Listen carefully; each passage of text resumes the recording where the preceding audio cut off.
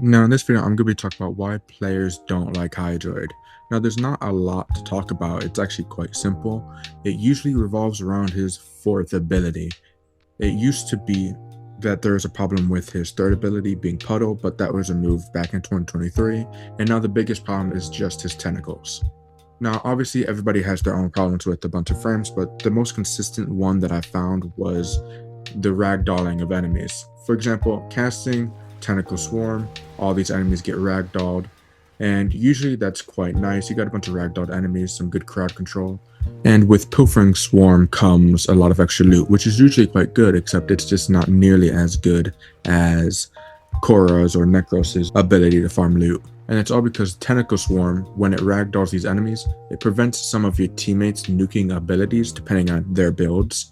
And this happens a lot with other frames. Other frames can mess with the team's synergy, and that's nothing new. Hydroid does it in waves. And as you can see from some of these hitboxes, some of the enemies fall through the map. This is a huge problem, especially if you're loot farming.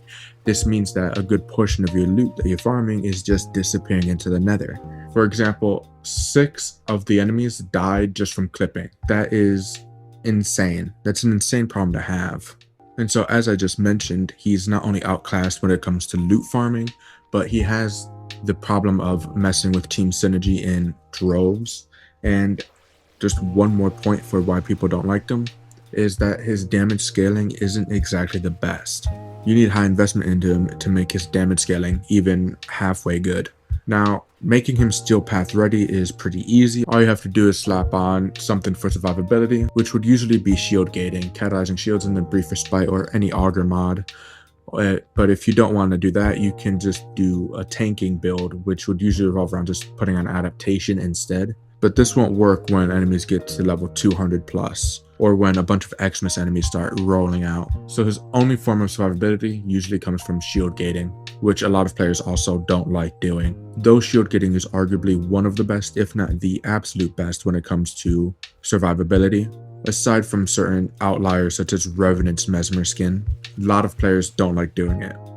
And it's understandable. It does require some effort and to not only get used to, but to actually do in a mission. You have to continuously cast your abilities, and a lot of players kind of just prefer to maybe shoot their gun 1 or 2 times instead of casting abilities, which makes sense. But anyway, a quick recap here.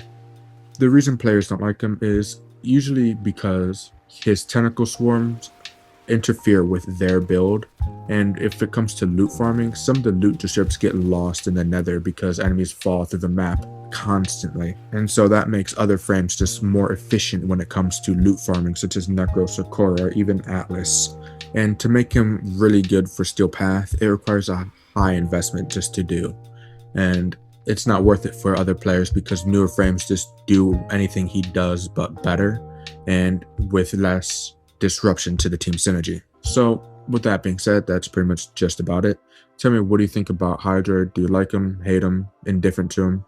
And what do you think about all of the loot that's lost whenever somebody goes Hydroid? Because honestly, I find that a bit annoying whenever I'm farming. I go Necros or somebody, and then there's a Hydroid, and I watch an enemy get clipped through the map, and I'm like, oh, that could have been the one. But anyway, with that being said, that's just about it. On to next time.